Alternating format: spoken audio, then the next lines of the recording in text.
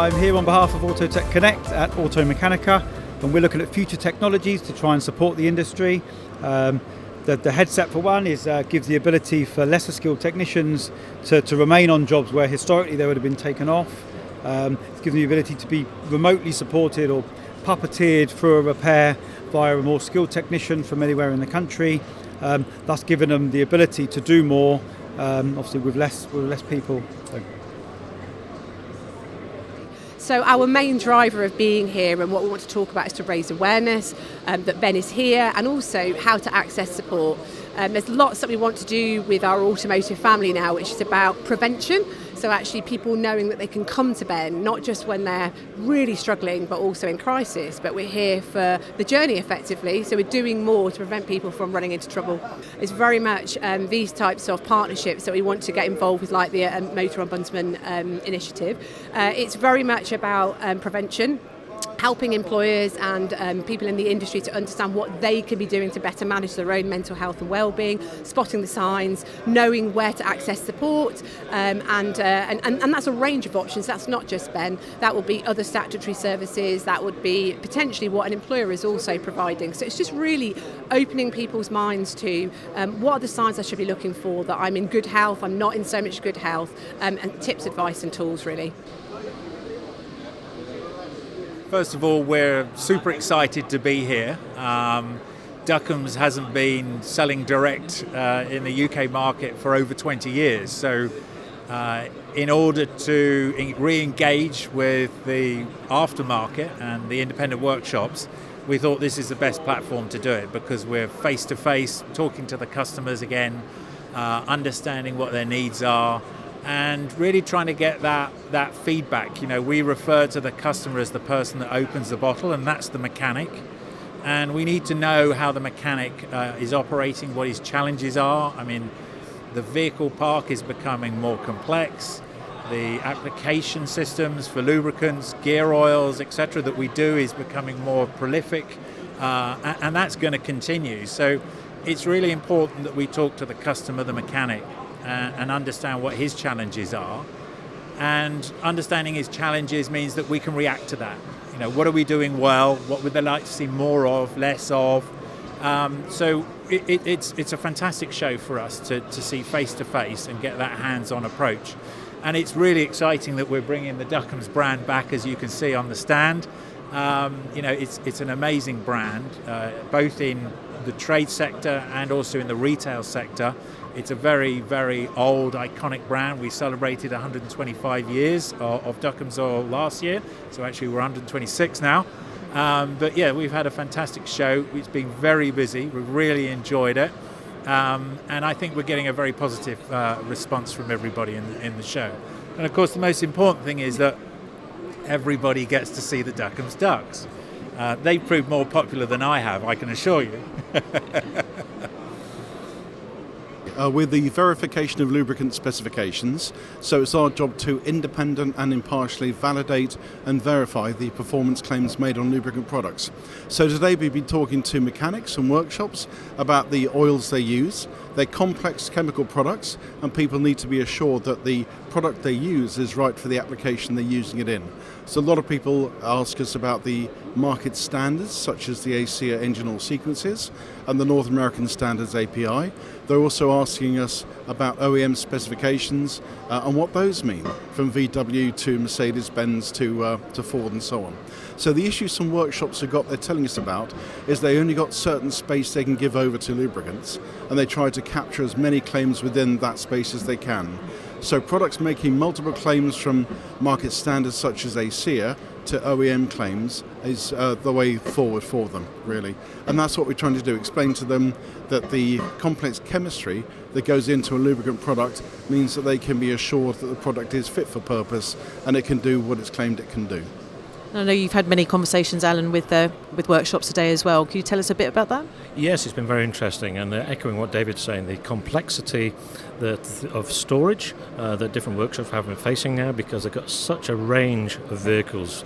The vehicle park is ageing. You've got some fairly old. I mean, the average car age now in the UK is 10.6 years, but there's over 16 million cars that are over 10 years old. From that point of view, when you look at a vehicle park for service, there's a whole range of different engines, different specifications that can be met. Increasingly, specifications are not backwards compatible, so you can't have one oil for everything. And now it's a case of that you really need to be careful with your stock control, your purchasing, to make sure not only you're holding the right oils, but your technicians are knowing which product to put in the vehicle at a particular time.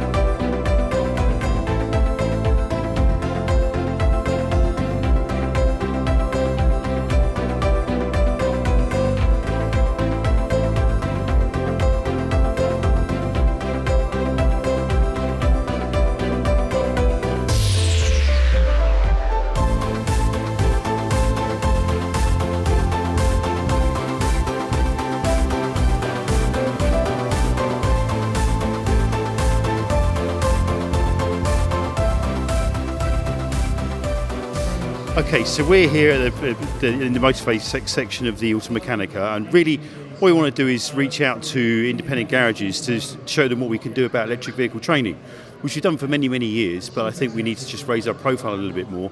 And it's really nice to engage with people that are a little bit hesitant about getting into electric vehicles because they're coming, but we do all the level courses, so 1, 2, 3 and 4 with the IMI. We've got a training centre down in Surrey, but we can come to clients as well. So we give a good turnkey solution to what we can provide as far as electric vehicle training is concerned. We've also added a couple more other courses onto that. Troubleshooting electric vehicles, we do charging systems, and we do battery repairs, which is becoming really, really popular because now we're starting to see a few batteries failing in the industry. So that's what we're trying to do, is give the solution to the challenges that are going to start arising in the industry. So that's what we're trying to do, and we've had a good time at the Motivate so far. So some nice traffic as far as footfall's concerned, and some engaging people that need to understand how to do it. So hopefully we're doing a good job. It's brilliant. So we've been here at Automechanika for the last couple of days, one more day to go, and we've been, interesting subject matter. We've been doing diagnostics, how to do it correctly, so how to avoid some of the pitfalls, undercharging, failing to do it. AI was big on the agenda as well, so are the robots taking over? Do they need some guidance before they take over? That was yesterday's session, and we've done some importance of data. So the criticality of data in the repair process to ensure you've got profitability, and also that you repair the client's car to their satisfaction so they'll come back to the garage. So far, alongside those things, we've also met loads of people, had loads of chat, and it's been awesome as per usual.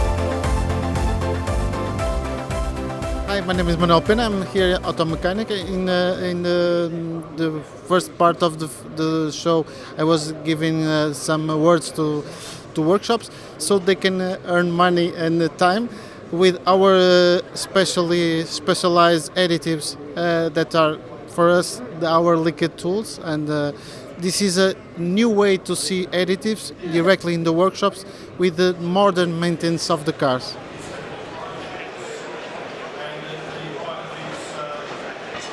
Yeah, been at the show, second day today. Great speakers around as usual. At the workshop hub, Matt with the EV stuff going on behind is really good. Got some equipment, tools, bit from Diagnostic Connections, and can't go past Pixlr without buying something. So yeah, been a great couple of days.